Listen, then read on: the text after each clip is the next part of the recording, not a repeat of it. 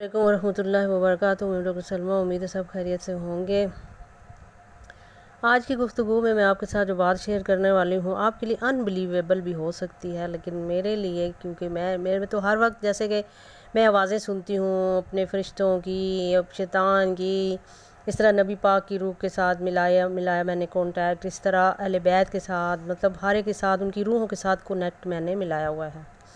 میں نے سمجھایا تھا آپ کو کہ جیسے کسی سے روحانی آپ کو محبت ہوتی ہے، ان دیکھے بن دیکھے آپ کو محبت ہوتی ہے، اس طرح اللہ تعالیٰ فرماتے ہیں کہ اللہ زینہ یؤمنون بالغیب، جو لوگ غیب کے ساتھ ایمان لاتے ہیں نا، وہ لوگ میرے نزدیک زیادہ افضل ہیں بجائے اس کے جو میرے پاس بیٹھے ہیں۔ تو اب بات یہ ہے کہ یہاں پہ جو میں نے کنیکٹ ملایا، تو ایک دن میں نے کیا کیا کہ میں تو ضد لگا بیٹھی کہ یا رسول اللہ، میں نے یہ پتہ لگانا ہے کہ جس بندہ مرتا ہے نا، مرتے وقت آپ اپنے عاشقوں کے پاس کیسے تشریف لے کر آتے ہیں، کیسے ان کی روح کو لینے کے لیے آتے ہیں۔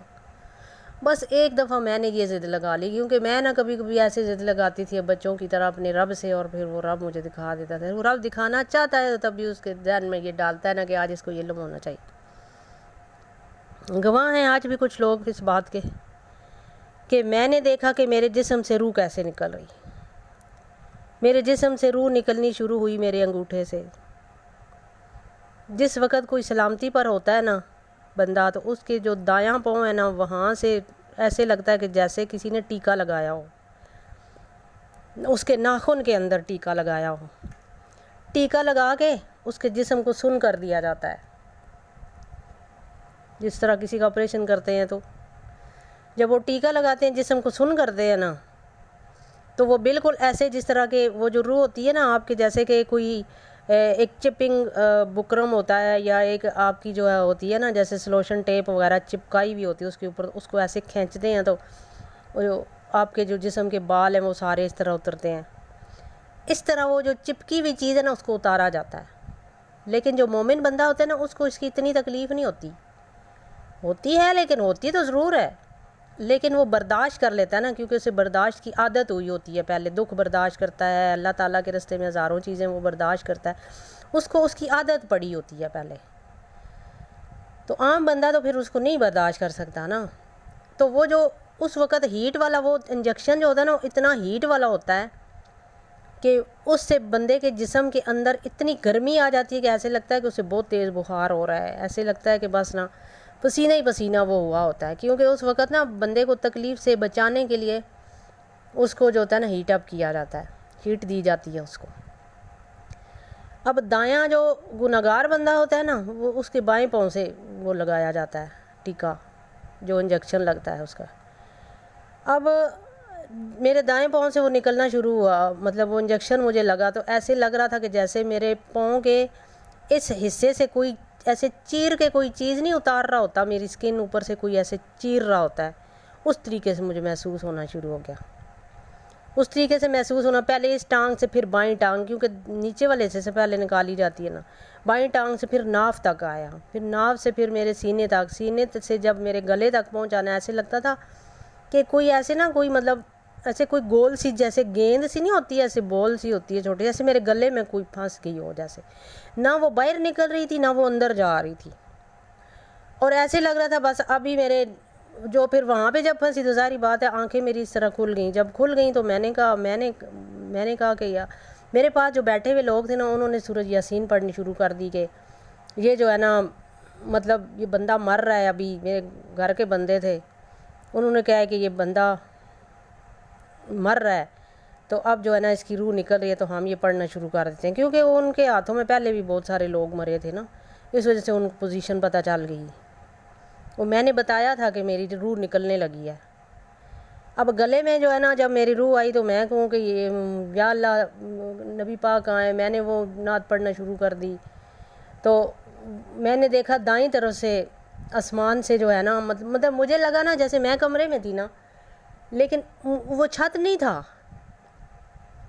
میں نے دیکھا وہ چھت ہے ہی نہیں تھا، پتہ نہیں کدھر غائب ہو گیا تھا، وہ چھت بھی بیچ میں نہیں تھا، اور چھت کے اوپر آسمان کے اوپر سے نا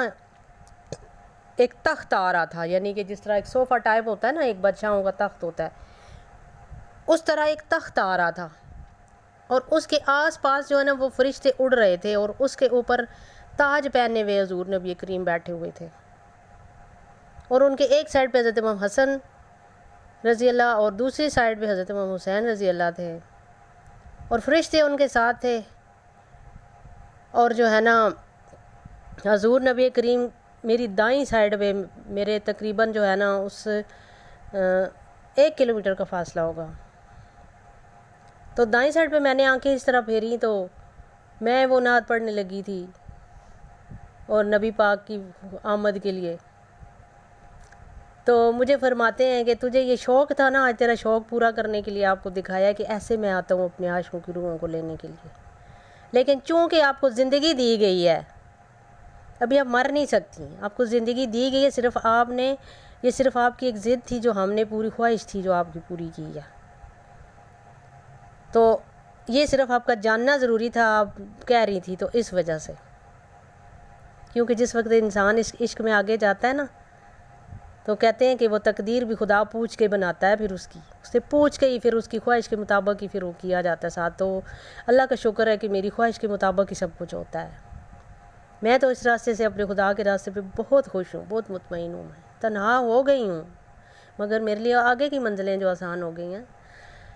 تو پھر کیا ہوا کہ وہ جو دوبارہ سے وہ روح نا میرے جسم کے اندر واپس چلی گئی. اب میں یہ بھی جاننا چاہتی تھی ساتھ ہی کہ ایک بچہ جب پیدا ہوتا ہے تو اس کو کیا سمجھ آتی ہے؟ ہم کہتے ہیں اس کو سمجھ ہی کچھ نہیں آتی، لیکن چونکہ میں بچوں کا بھی علاج کرتی ہوں نا، بچوں کی بیماریوں کا علاج کرتی ہوں، اس لیے مجھے بچوں کی نفسیات سمجھ آتی ہے ساری. لیکن لوگوں کو سمجھ نہیں آتی کہ وہ کیا کہہ رہا ہے، رو بھی رہا ہوتا ہے لیکن مجھے پتا ہوتا ہے کہ وہ کیا کہہ رہا ہے، کیونکہ میں تو اس کی روحوں کی باتیں بھی سمجھتی ہوں نا. تو میں یہ سمجھنا چاہتی تھی کہ میں اگر ایک بچی ہوں، اسی وقت پیدا ہوں، تو میرے کیا ہوں، مطلب وہ کیا میرے ذہن میں آئے گا. وہ جب روح دوبارہ ڈالے گی تو پھر نئے سرے سے مجھے اور زندگی عطا کی گئی، اور زندگی میں نے میرے پاس بیٹھے ہوئے تھے اور میں کیا بول رہی تھی، میں کہہ رہی تھی کہ میرا تو نام یہ ہے، میرا نام رکھو، مجھے نام بتاؤ نا، مجھے نام بتاؤ، میرا نام کیا ہے، میرا نام کیا ہے، مجھے نام بتاؤ، جلدی کرو، میرا نام بتاؤ، میرا نام بتاؤ نا. مطلب بچہ جب پیدا ہوتا ہے اسی وقت اس کو نام اس کا رکھنا چاہیے، اس کے کان میں جب اذان دیتے ہیں نا تو اسی وقت اس کا نام رکھنا چاہیے، کیونکہ اس کو اپنے نام کی جلدی ہوتی ہے، مجھے نام بتاؤ، میرا نام کیا ہے. یہ فیلنگز تھی ان بچوں کی، جن کے بچوں کے نام سوچتے سوچتے لوگ جو ہے نا پتہ نہیں کتنے کتنے پورا چلا ہی کاٹ دیتے ہیں، اس میں 40 دن ہی گزار دیتے ہیں. لیکن نام اسی وقت رکھنا چاہیے، کیونکہ نام جو ہوتا ہے نا اسی سے پکارا جائے گا وہ بچہ. تو میں بولوں کہ میرا نام رکھو، میرا نام کیا ہے، میرا نام رکھو. تو پھر میں جو ہے نا، میں کہوں کہ آپ میری آوازیں، اب میری کیوں نہیں آواز سن رہے، کیوں نہیں؟ وہ بول رہا ہوتا ہے صحیح لیکن دوسروں کو اس کی آواز سمجھ ہی نہیں آ رہی ہوتی. میرا نام رکھو، میں بولوں میرا نام رکھو، میرا نام رکھو، لیکن کوئی میرا نام سن ہی نہیں رہا. یعنی بچہ وہ کہہ رہا ہوتا ہے کہ مجھے میرا نام بتاؤ، میرا نام کیا ہے، لیکن وہ اس بچے کی کسی کو کوئی سنائی نہیں، وہ اپنی طرف سے کہہ رہا ہوتا ہے. اس لیے آپ سے ریکویسٹ ہے کہ بچوں کے نام اسی وقت رکھیں جب وہ پیدا ہوں، کیونکہ کوئی ایک پل کا بھروسہ نہیں ہوتا کہ وہ فوت ہو جاتا ہے یا اس کی زندگی ہے.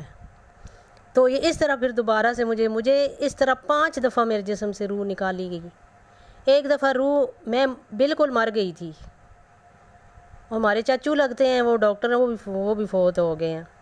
اس وقت بھی دوبارہ میں نے یہ کہا تھا کہ میں اب تھوڑا سا اتنا دیکھنا چاہتی ہوں، کہ میں اتنا چیک کرنا چاہتی ہوں کہ میں جو ہے نا مطلب مرنے کے بعد جب لوگ روتے ہیں تو وہ کیسے روتے ہیں. یہ میں اگلی گفتگو میں آپ کو بتاتی ہوں. ابھی مجھے اجازت دیں، اللہ حافظ.